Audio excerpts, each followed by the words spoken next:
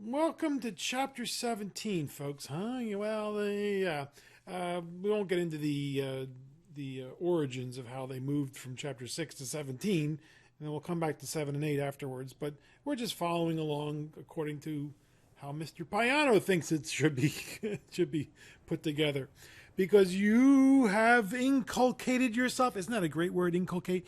You have immersed in the dividend discount models and the price ratio model and the discounted cash flow model of chapter 6, which are so very cool. So go back over and do those over and over and over again, because we're going to do them for the rest of the semester. But now, the calculations in this chapter, financial statements, ratio analysis, these are more are less, less concentrated, less pointed than the calculations that we did in chapter 6.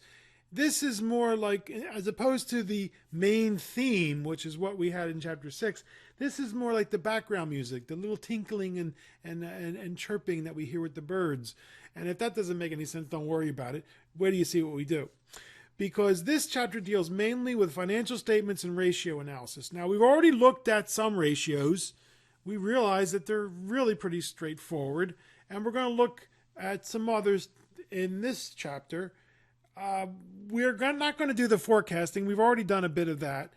And we're also going to take a look at financial statements. Now, relax, dear students, especially if you've had or taking accounting. We don't create the financial statements. Nobody's going to ask you to do a journal entry. No one's going to ask you to do a trial balance. We just take the statements as they are given to us from the Infernal Net or from the company's SEC, Securities and Exchange Commission submissions, or the annual reports or whatever. So, you ready to get started? What we're going to find is this chapter is even a little bit more diffuse than the previous chapter. So let's get started here on slide, oh, come on, sweetheart. Slide number 2. Balance sheet, income statement, cash flow statement. If you've taken accounting or you're taking accounting now, you're thoroughly familiar with these guys, and you are having visions of demons who are making you do these things. But don't worry, we're not going to do them. And it's interesting because we in financial planning, in the Business 121 class, we create the balance sheet, which we call a net worth statement. And then we create what we call a cash flow statement. But it's not the same thing as what the accountants use. The accountants cringe when we use the term cash flow statement for what they call an income statement, or what used to be called a profit and loss statement. So the balance sheet is the snapshot of the assets and the liabilities versus the liabilities and how much is left over. They call it equity. We call it net worth in Business 121, Financial Planning and Money Management. And then the income statement shows us the operating results from the expenses, the revenue, how much money came in the door and how much left, the expenses. Now, the important thing to understand is that the law, the tax code is one thing, whereas the cash is a whole other thing. And we talked about cash flow. So the cash flow statement, or sometimes called the statement of cash flows, tracks where the money went. What happened to your checkbook, right? And so it's different than the cash flow statement we created back in 121, if you've done that already, which is cool. I'm not saying you shouldn't do that. You should, just because the accountants don't use it. They call that the income statement. So let's take a look at each one in detail, because this is where we're going to get our numbers for where we do the financial ratios we're going to do in this chapter. And again, it's similar to the problem we did in chapter 5 and back in chapter 1. You do 1, 2, 3, then you can do them all. It's a little bit tedious, but it's the idea that you're going to do these over and over and over again for different companies that you're interested in. So let's concentrate on the balance sheet. The balance sheet shows us the snapshot, it's often called. What assets do we have? What does the company own that has value? And what debts, liabilities do we have? And then assets minus liabilities equals equities.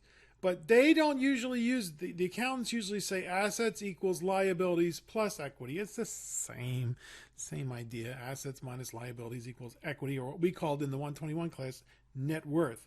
So the accountants have a distinction. Anything that's going to be used up within a year is called current. Anything else greater than a year is called long-term. Now, in the financial world, long-term for us is usually 5 to 7 or more years, but not in the accounting world. Anything that's greater than 1 year, that's long-term. And anything that's 1 year or less, they don't call it short-term, they call it current. Cool? Okay, so just make sure you understand that distinction, unlike what we do in the financial world, in the investment world and financial planning. So let's take a look at an example. We're going to use Ford. So I got these queued up. They're on the website, and of course you can look them up. Various places will have different, they'll display the data differently. So this is mostly from MarketWatch with a little bit from Ford's website itself. Because Yahoo's, I don't trust anymore, Yahoo. So Yahoo used to be really, really good, but I don't trust it anymore. So there. Anyway, so we have it queued up. And here we have Ford's balance sheet. Now notice it doesn't all fit on the screen, my apologies. But we've tracked it from 2016 all the way up to 2019. Actually, it goes a couple years before that, but I didn't want to show that all on one page. That would have made it really tiny, or else have to show two different pages. But what we're interested in is what's going on right now. And this is showing us what was the snapshot of Ford's assets versus liabilities as of December 31st, 2019. You can also get quarterly data. This is annual data. So we can see the annual rise or fall of their assets and liabilities. And we can take a look at the quarterly data. And also that is also available. We're looking at the asset data, the yearly data. So here are the current assets. Notice these are things that are only used within a year.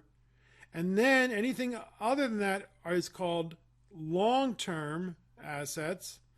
And then there are total assets, 258 billion, because you have to multiply everything times 1,000. So it's a big corporation. So they had on their books as of December 31st, 2019, 258 billion, $540 million worth of assets. Now they got debts. Boy, do they have debts. Car makers, they always have debt because they have huge capital expenditures and they finance it through debt. And so their current liabilities, what they have to pay, short-term, current, long-term debt coming due, and other current liabilities, $98 billion. So within a year, they've got to have $98 billion to pay out for these current liabilities. But then they have some long-term debts. They have specifically $100 billion in long-term debt, and then a few other liabilities. So their total liabilities are $225,310. So we take the assets minus the total liabilities, and we get what they call total stockholders' equity. We call it in the financial planning class net worth. So that's why it's called a balance sheet. See, they don't show it the way they used to, but before computers, the assets would be on the left side, and then they'd spread. That's where the term spreadsheet comes from. They would put these pieces of paper together and make a huge spreadsheet. And then the liabilities and the equities would be on the right side, on the other side. We don't show it that anyway. We show them underneath one another. And that's why they had to balance. You get the idea? Okay, great. So that's the balance sheet. That's a snapshot of the economic assets and liabilities. All right? Cool. So let's go back to the presentation. And now let's take a look at the income statement. The income statement is the movie. It's what's going on with income and then expenses. So income is the difference between the company's revenues and expenses, which are used to pay the stockholders, keep as retained earnings. Like you accountants know about this. After you've gotten your revenue and then subtracted all your expenses, whatever's left over, that's your net income. And then you can turn around and hold those retained earnings. Those are your earnings. You can hold those in the corporation, or you can distribute them to the shareholders. So net income, here's the formula. Net income equals revenue minus expenses. But as we've already made mention, some income, some expenses are not always received or paid in cash. So the income statement can be a little, what's the word? Not disturbing. It can be a little. It trip you up a little bit. I'm blanking on the word now, but there's a word that you know it is.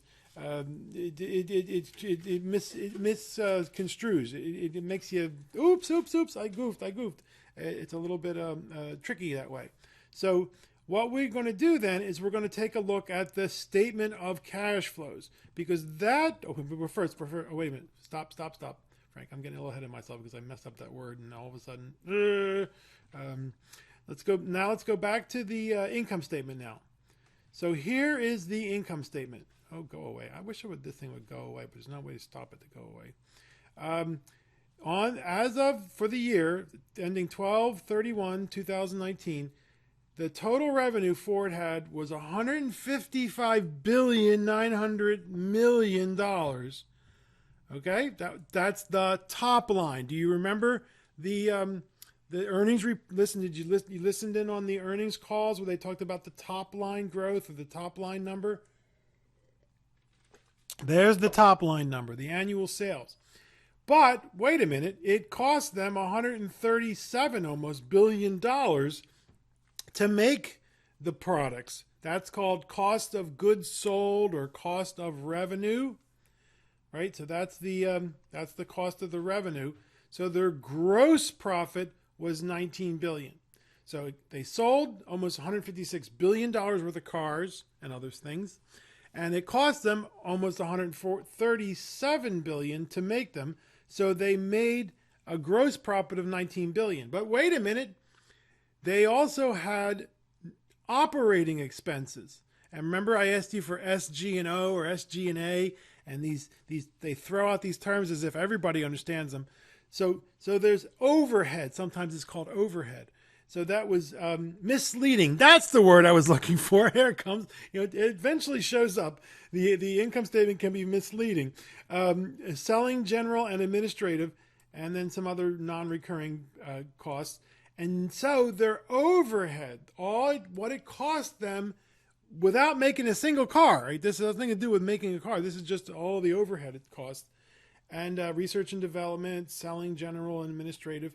It was 18.7 billion. So how much money did they make last year? Not a whole lot compared to, $368 million is a lot of money to you and me, right? But the year before that, they made over $3 billion. And the year before that, they made almost $5 billion, but it's not showing. It's not going over there to show you that. So I won't, I guess I can move this. There we go. And then the year before that, they made almost $5 billion. And the year before that, they made a little over $4 billion. So yeah, Well, last year, what's going on? Well, the economy has been slowing globally. And here it is showing up in Ford's income statement. It's showing up in a lot of other companies' income statement. And now the car companies are going, you know what? We might shut down our plants for a couple of weeks because that'll save us money. And besides, we don't want our workers to all get sick. Oh boy, what a mess. So that's the operating income. Now notice if it were in parentheses, they would have had a loss, but no, Ford's still profitable. And so here are all the other things, other income, other expenses, earnings before interest and taxes, and then they had to pay interest on the debt. And so their income before tax was actually negative, so they got some kind of rebate. I guess they had tax credits that they could take advantage of because they lost money. So they wound up actually, after their operating income, paying for the debt, getting that rebate from their taxes, they wound up with a net income of $47 million. And the year before that, the year before that, year ending 2018, they had net income of $3.7 billion. So yes, dear students, the economy is slowing, no doubt. Are we heading for a recession? Probably. I don't know, but it doesn't look good for the home team. We know recessions come and go. They come and go. We don't like it, but it's something that we investors are going to have to deal with. And then what does it mean? Yes, it's a good time to buy if you have a long-term perspective. If you have a short-term perspective, don't touch the stock market because who knows how much further it can fall. Oh, and so now let's and this is what is this? What day is this? This is the 19th of March. So we're in the middle of the up and down and down and up and up and down. So it's still happening. It's sure it is. Please, you got it. You got it. I mean, guys, gals.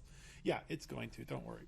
So Ford made all of $47 million last year, which again, to you and me, that's a lot of money. But the year before, they made $3.6 billion. Yeah. Okay, so let's go back to the presentation. There it is. And so, as we said, some income, some expenses are not always received or paid in cash. So that's why there is the cash flow statement. The cash flow statement, or sometimes called the statement of cash flows, shows us what happened to the checkbook. Because we might show a huge increase in sales, but our checkbook goes down. I mean, how can that happen? Well, we talked about Lucent Technologies that sold all this incredible telephone equipment in the late 90s, but didn't get the cash in the door. They got a bunch of promissory notes from these startup companies that they would pay them $3 billion over the next 20 years, and then the companies all went bankrupt. So their earnings were through the roof, and yet their checkbook balance went down.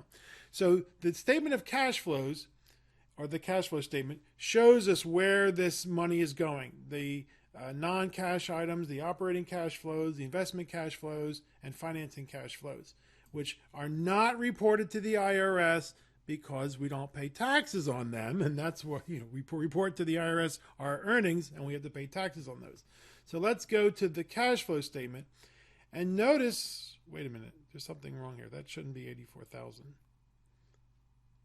Oh, there must have been, we have to go back to normally this starts where the income statement ends. There was some, I remember now. Let's go back to the income statement. There was something in here. I think we had to add back this 37,000. We had to add back that 37,000 to get 68. Yeah. See, this is where the accountants have it over me. I'm not a very good accountant.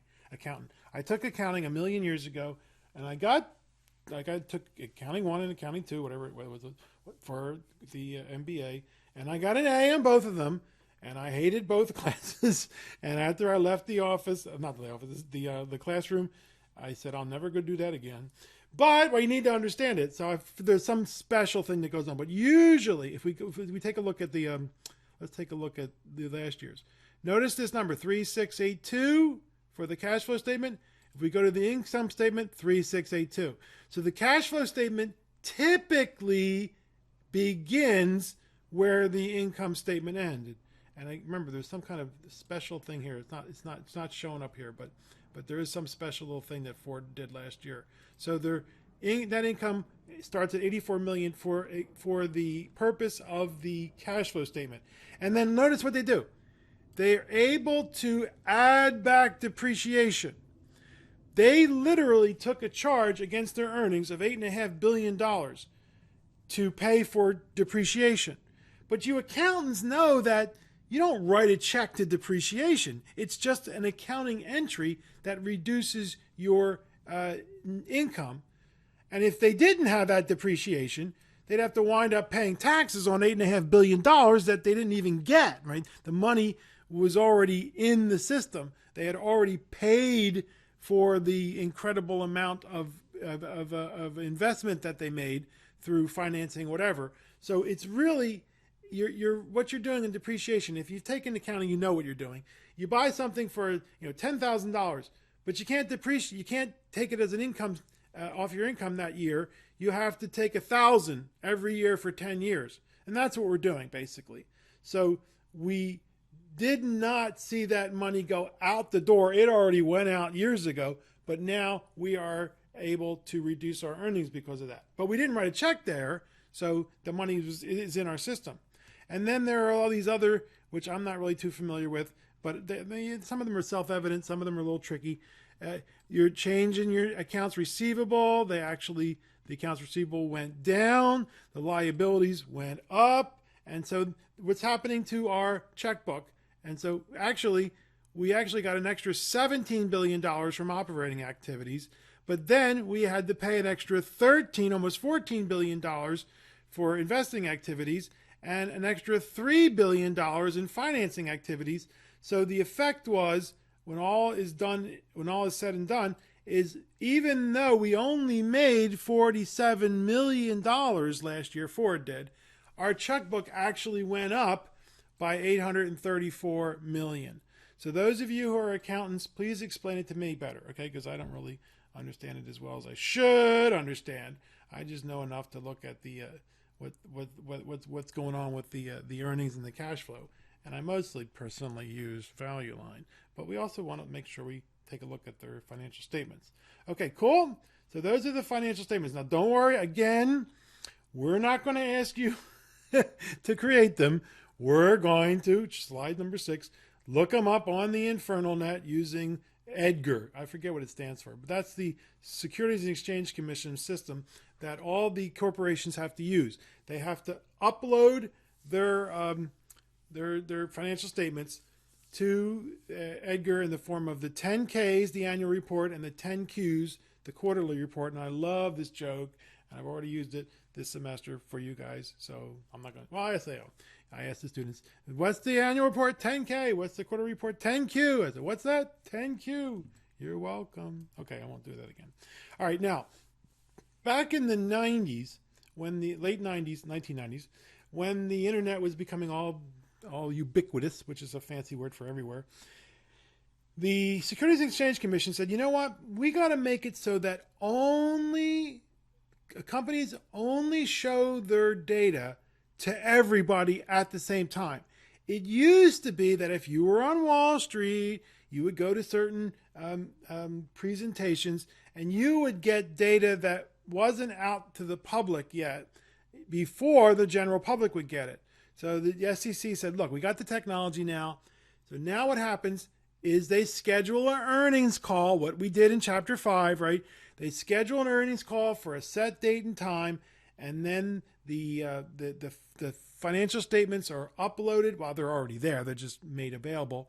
And sometimes by mistake, and you got to believe that it's a mistake because people make mistakes, they're made available before the earnings call, and then somebody gets their hand slapped for making a goofball mistake. So the day and the time that the earnings are available, the earnings call is done, that's when the spreadsheets, that's when the financial statements are available. And there are just countless other sources. Oh my goodness. You hear people say there's just too much information, too much. And I agree. You just wind up turning so much of it off because it's just too much. You can't absorb it all. It reminds me of the jet fighter pilots who they just keep giving them more and more and more things for them to watch, and they wind up turning things off because they can't keep it all in their heads at the same time. And one gentleman by the name of Nick Murray, you probably would never read any of his books, but if you do, they're pretty good. But they're more towards folks who are already in the industry, so maybe later once you get in the industry. But he said it really best: wisdom sold separately, right? It's really well said, because here we are with all this data, and we don't know what to do with it. So somebody who knows what to do with it, that's going to cost you extra, folks. And that's why we financial advisors, charge a fee, and some of you are going to go in the industry, and you will be imparting good wisdom by consistently high quality stocks, bonds, or mutual funds for the long term. Don't panic when the markets fall. Don't get greedy when the markets are zooming high. And hope that the world doesn't end like right now. Slide number 7. So we've already taken a look at some of these financial ratios. We're going to run through these quickly. My apologies if I'm going too fast. My apologies. And of course, you can always slow it down or speed it up using the YouTube or wonderprofessor.com. I don't think Apple iTunes allows you to speed it up, and I know 3C Media Solutions doesn't. So financial ratios. The relationship between two financial quantities expresses a quotient, and the ratio analysis is the study of the relationships, which we've already done. We've already done this with a few ratios. We've done some the price to earnings, price to cash flow, and we've used some tools, the price ratios models that allow us to do forecasting, not very accurately, but it allows us to do forecasting. So recall that there is no one ratio that can accurately sum up the overall general state of a company. Each ratio must be considered in the context of all the information gathered. Plus, you must consider any ratio in the context of the industry the company exists within. Huh? Yeah, you can't just look at the price to earnings ratio for Ford and say, that's the reason I'm buying it. That's the reason I'm selling it. You have to look at all the other ratios in like a stew or a soup, or why I like to think of it as this background music that you have to listen to all the different things that they're singing at you. And then you also have to look at the industry that they're in and their competitors. So you see, there's a lot of just basically letting it all soak in, and then it's still a very difficult decision to make, because sometimes all the companies look good, or sometimes none of them look good, or sometimes there is a stark relationship, and yeah, that's the one I want. So do you remember price to earnings ratio, dividends per share, dividend yield, dividend payout ratio, book value per share, price to book, price to cash flow, price to sale? So these are all called market ratios, and we've already taken a look at these. The only one we haven't looked at yet is this guy right here, the PEG ratio, and we'll see that that's it's pretty straightforward, and you don't see it used too often, but you'll see it every once in a while. So these use ratios, these use numbers from the balance sheet, they use numbers from the income statement, or sometimes both. So these are review, but it's very important to review the price to earnings ratio, because it is the most popular stock market statistic. Price divided by earnings. Very straightforward.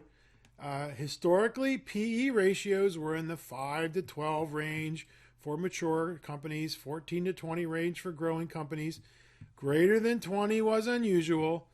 Today it is commonplace. We saw 4 stocks last time: American Airlines, Apple, AMD, Amazon. We saw that, wow, the range was just insane.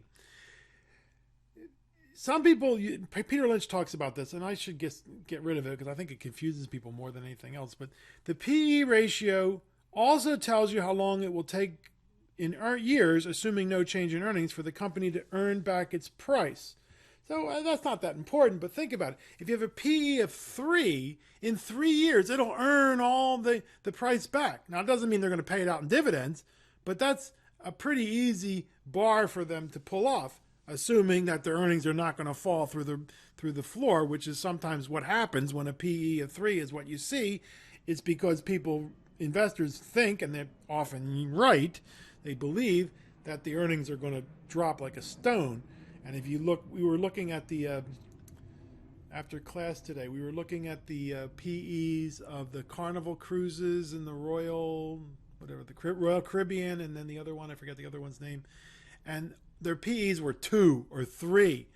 Why? Well, because investors are sure, after the virus that we're living through these days, that their earnings are going to plummet. They're probably going to be negative soon. So that's why they have those small PEs. If the PE is 20, it's going to take 20 years. If PE is 50, it's going to take 50 years. But that assumes everything stays the same. And of course, everything is not staying the same. So let's take a look at some other companies now. And this is March 13th. All right. So this was about a week ago or so. And so, it's been pretty rough the last couple of weeks. So here's Exxon, Facebook, Amgen. What's Amgen? They're a biotech company, very big biotech company. U.S. Bank, a bank. General Mills, they make Cheerios. Pfizer's a drug company. So you look at those and you say, well, what's going on here? Well, again, we need to look more at the industry that they're in and their competitors. So we look at the oil companies, and we see that the PEs are pretty darn low. Look at ConocoPhillips. They're the people on the 76 gas stations. But then we see Chevron, and we say, what's what is going on here? Why would investors pay for a PE of 454 for Chevron? Well, probably investors are already believing, and they're probably right because oil prices have crashed, that the oil companies' earnings are just going to drop really, really low, and they've already dropped for ConocoPhillips, but they haven't, dropped as badly for Chevron, but they will. So, but at any other time, we'd say something. We'd say to ourselves, "Wait a minute, why? How come Chevron is 54? Everybody else is, in the teens or lower. Look at Shell, and they're all paying pretty decent dividends." So, to me, this is like a little red flag waving. Hey, look at me! Look at Chevron.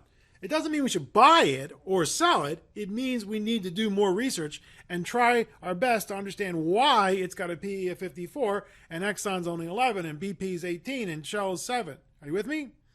Now, let's take a look at the internet companies over here. And all these companies really are not really, well, the only ones really who are fighting against each other, I would think, is Facebook and Google, Twitter. I guess they're all three fighting against each other. Google is a search engine, but Facebook wants to be a search engine. They want to know what you're interested in before you even know you're interested in it by knowing what your friends are interested in, and then they'll sell you the advertising before Google will. But look at them. They're, Twitter's a little bit lower than the others, but then look at Netflix. Whoa, well, that's a very different company, isn't it? Yes. So again, that's a little red flag that says, okay, does Netflix really deserve a PE of 80?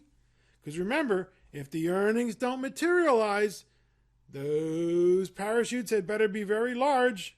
You're right, because there's a long way to fall. And the same thing is true for the biotech companies. Now, a biotech is very difficult business, folks. If you win big, you win. If you win, you win big. If you lose big. But see, we have Illumina. Now, this is actually lower than it's been. Aluminum's knocked down a bit. It probably knocked down even more after last week. I haven't looked at it. But notice that Amgen, only 60, not too excited. Biogen, definitely not excited our investors. And then AbbVie, another biotech company, very profitable company. But then Illumina is more than twice all of them. And you say, okay, does it really deserve that? Are the earnings growing as fast as people think they are? Right. So that's a little red flag to tell us we need to do more research. But look at the banks.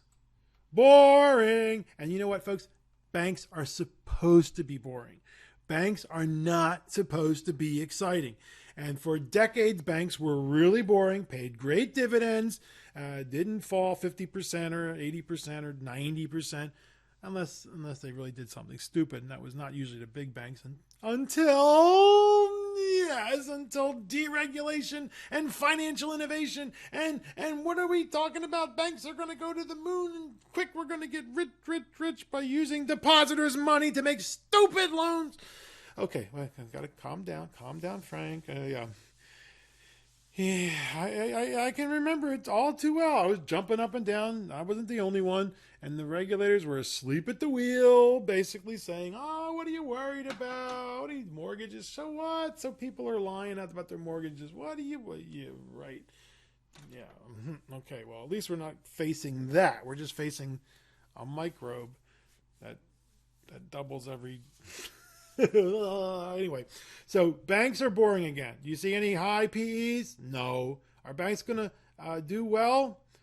Probably through a recession, banks actually don't do as well because a lot of people stop paying their loans. But it probably won't be that bad. Hopefully, maybe not. And so if you like dividend-rich companies, there they are right there. Now, how about the food companies? General Mills and Kraft are about 15. That's a little lower than these days average, but that used to be average. But investors are more excited about Kellogg's and Hormel. Hormel's they're the people who make Spam. If I were the CEO of Hormel, I would start an email advertising campaign, and I would say, yes, this is Spam, because we're selling you Spam, and we'll send you 50 cents off or whatever. Okay, so why are Kellogg's and Hormel commanding a higher PE? Well, we need to do more research about it. Doesn't mean we should buy them. Doesn't mean we shouldn't buy them. It's just a little flag or so for us to do more research. And then here are the drug companies. You'll notice that they have a pretty big range here. Pfizer, not too exciting, whereas Bristol Myers investors are more excited. But again, it could be because they believe that the earnings are going to fall, so they've already said, you know what, we're out of here, and Bristol Myers is going to wind up being like a Pfizer and Eli Lilly. They're only going to be about 15 or 12 PE the next time they announce their earnings, which are going down. But we don't know that. We have to do more research. So you see, not only do you have to look at the company, you have to look at their competitors and the industry as a whole. And we do that with all of these ratios. So how can we account? Now, some of you aren't going to be able to read this because it's so small, especially if you're on your phone. But this is from a really good book that I hope you will read eventually. It's one of the two books I think are the best books to start with. One Up on Wall Street by Peter Lynch and A Random Walk Down Wall Street by Professor Burton Malkiel. How can we account for the wide PE disparity between different industries and different companies within industries? Again, it is the expectation of future earnings and dividend growth by investors. What's going to happen in the future? So here's Mr. This is from, actually, he quotes Jack Dreyfus, who was the founder of the Dreyfus Funds, who they were bought by Bank of New York, I think, yeah. Take a nice little company that has been making shoelaces for 40 years. Now, he did this in the 1960s, okay? Sells at a respectable 6 times earnings ratio. Change the name from Shoelaces Incorporated to Electronics and Silicon Firth Burners. In today's market, the words electronics and silicon are worth 15 times earnings. However, the real play comes from the word Firth burner, which nobody understands. A word that nobody understands entitles you to double your entire score. Therefore, we have 6 times earnings for the shoelace business, 15 times earnings for the electronics and silicon, or a total of 21 times earnings. Multiply this by 2 for the word that people don't understand, Firth burners, and now we have a score of 42 times earnings for the new company. Cute. He's joking, right? But he's real, you know, because now today it's cryptocurrency or 3D printing or marijuana, or I guess now it's, you know, coronavirus testing and immunization vaccines. Yeah, exactly. Social networking, China. So whatever's in vogue. There's an interesting example of a company here based in San Diego called Nanotech. And nanotechnology now has been in the mainstream media for about 14 years or so. And about 12, 14 years ago, their stock price started to rise. And they didn't know why. They didn't have any new news or anything like that. And what the people in the industry just believed is that people started seeing articles about nanotechnology, which is, you know, it's being used already. Some of your clothes use nanotechnology, the microfibers they call them. And so they thought, well, I got to go buy a company that has something to do with nanotechnology. So here's a company that's name is nanotechnology, nanotech, buy them. Right. That's how much research they did. Slide number 12. So now, we're going to go through these fairly quickly because we reviewed most all of them. PE ratio, all the others we reviewed. But this one we haven't. Price to earnings to growth, the PEG ratio. Well, the PEG ratio is just telling you whether the price to earnings ratio matches the growth.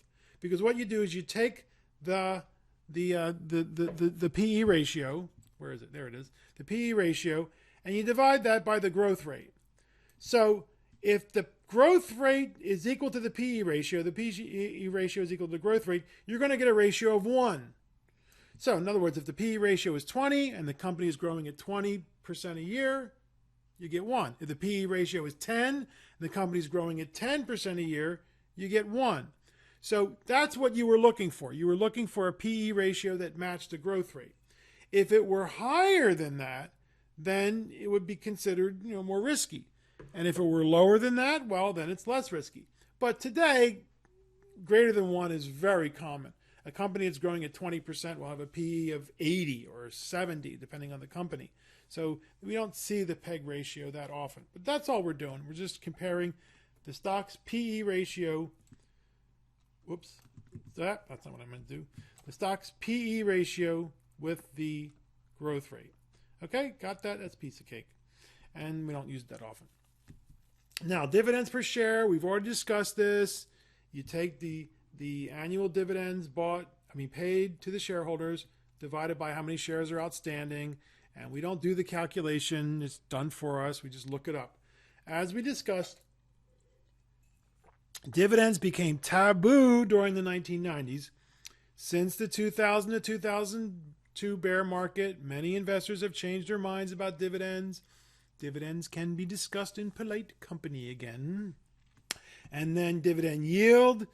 We looked at this up in chapter 5. We don't have to calculate it because it's done for us. We take the dividends per share and divide them by the market price. And this lets us compare a company or a stock to other forms of investing that pay income, such as savings accounts or bonds. Traditionally, 4 to 6% was considered good. Now, no. Treasury bonds are yielding under 1%. So you have to update this because the Treasury bond yields have just plummeted. This is not true anymore. What's going on here? Come on. Treasury bond yields this has gone under 1%. I have to fix that. It just happened also. It just happened suddenly. The 10-year bond is now, 0.6 or something like that? It's insane. So you're getting a stock that's paying you 3%. It's doing a whole lot better than Treasury bonds or savings accounts. But what's the difference? Right, the stock price is not guaranteed, where the Treasury bond is guaranteed by the full faith and credit United States Treasury, and the savings bond is guaranteed by the bank's Federal Deposit Insurance Corporation, which, again, another federal agency. And yes, we don't believe that the government's going to go bankrupt anytime soon. Right, please? Anyway, slide number... So that's pretty straightforward. What are we doing? Slide number 15. As we calculated in chapter 5, the dividend payout ratio, measure of how much a company's earnings are being paid out to shareholders in the form of dividends. We take the dividends per share, divide them by the earnings per share. If review, most mature companies often pay out almost all their earnings in the form of dividends. Growing companies retain their earnings, called retained earnings, you accountants, to support the growth of the company. And then the book value per share, again, you just look this up. You take the common stockholders' equity divided by a number of shares outstanding. It's a measure of the net worth of the company on a per share basis. So the book value per share tells an investor how much assets are behind each share of stock. But the reason we call it book value is this is what the accountants say it's worth. We don't really know what it's worth unless we tried to sell it. And if you actually tried to sell it, it means you're liquidating the company, and who knows what you're going to get because everyone's going to try to knock down the prices. It's a fire sale. It's like having a estate sale or a garage sale. Just get rid of it, so the price is going to go way down. In other words, if all the assets of the company were liquidated and then the debts are paid off, you got to pay off the debts, how much would each shareholder receive? It is common for the actual price of a share to be far above the book value per share, since the company is considered worth more intact than if it were dissolved. So you might see a book value of 25 and a share price of 75 because investors are saying, look, we know this company, if we sold it, all the assets and paid off all the debts, we'd only have $25, maybe a lot less. But the company's in business, it's making money, it's not going anywhere. So we are willing to pay above the book value per share. When it's dangerous is when the price of the shares go below the book value per share. Then the company's in danger of really being liquidated because these takeover artists, or sometimes called corporate raiders or private equity artists, they will come in, buy up 50% plus one of the company, and then vote to have the company disbanded. Sell off all the assets, pay off the debts, and walk away with extra money in their pocket. Well, that they hope to. Sometimes they get burned, but the company now is gone, and the people who worked for it are out of a job. And this is something that people get really angry about. But the economists and, of course, the private equity people, which they won't talk to you. They only want to talk to us commoners. One of them used to run for the presidency in 2012. Now he's a senator from Utah. They will say to you, no, you don't understand. This company needs to be dissolved. This capital, these resources are being wasted. It is not being efficiently run for the good of the economy, the good of society. And that's why we have unemployment insurance, because they're right. In a cruel sense, that company needs to go out of business because it's not serving the society, it's not serving its economy and the like. So, these are the things that we're grappling right now, and you hear people yelling and screaming about Bernie Sanders and Elizabeth Warren, who are saying the economy is not working for the vast majority of people. It's working for the 1%. They've got a point. They have a point that we need to share the fruits of the capitalist society better. The problem is, how do you do it don't want to throw out the baby with the bathwater. Capitalism has been shown to be the worst possible system around, except for all the others. And so we have to find some way to better share it. And of course, screaming and yelling at one another isn't going to help. So I'll leave it to you, because I'm old. So you young folks, you deal with it, okay? Yeah, we'll all deal with it. I think so, because we're very powerful, folks. I'm sorry. I'm getting a little off, but it is. There's ethical issues involved in capitalism, as any system. No system is perfect. And now the price to book value. We talked a little bit about that. You take the market price per share divided by the book value. And as we said, it might be 3 times or 4 times higher. Given that the book value per share is often less than the market price, the price to book value per share tells an investor how far above the book value the market value is. If the price to book value per share is equal to 1, then they're same.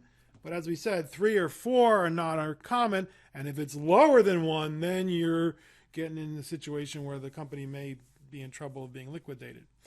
Slide number 18, price to cash flow review.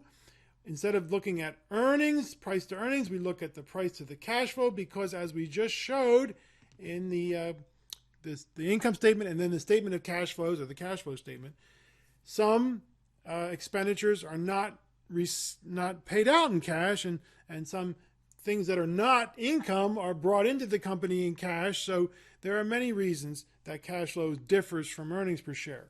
And we talked about the good quality earnings versus the poor quality earnings of companies like Lucent Technologies, where they were making record earnings, and yet their checkbook balance was going down. So instead of price divided by earnings, we do price divided by cash flow. And then the last one for today will be price to sales. Same idea. We've already used this, guys, as a review. Instead of looking at the earnings or the cash flow, we look at the sales. And this became very popular in the late 1990s, when a lot of these new internet companies and other telecommunication companies that arose overnight, never we're going to, for at least for many years, we're not going to have any kind of earnings.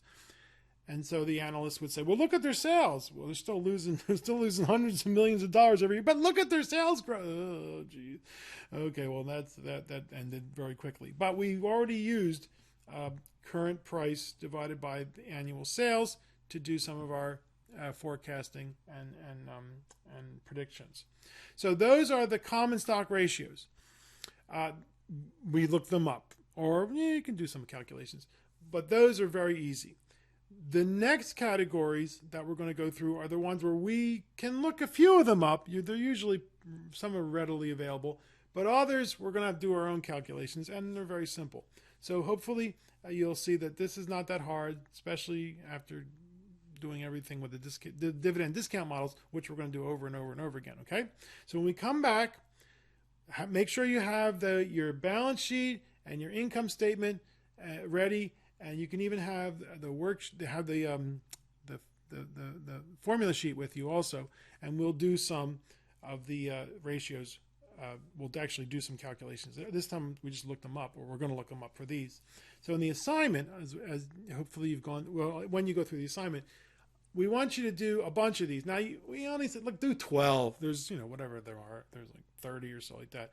But make sure you do at least 2 from each category. Just don't look up all the common stock, market stock ratios that you can look up and just write them down. We want you to do a few, okay? Do a few calculations. All right, so we'll see you on our next presentation when we go through the profitability and the liquidity ratios and the efficiency ratios, and you'll see that this is pretty straightforward stuff. Okay? All right. Be proud. You should be proud of yourselves, folks. You're slogging through during a time of great crisis, and I'm proud of you, and I'm proud of you, and we're going to do it. We're going to come out through this. We're going to be stronger. Those of us who survive. The young folks are going to survive. Us old folks, maybe not. And we're gonna take this stuff more seriously. This microbe stuff more seriously. All right. See you in our next presentation for Chapter 17 on financial ratio analysis.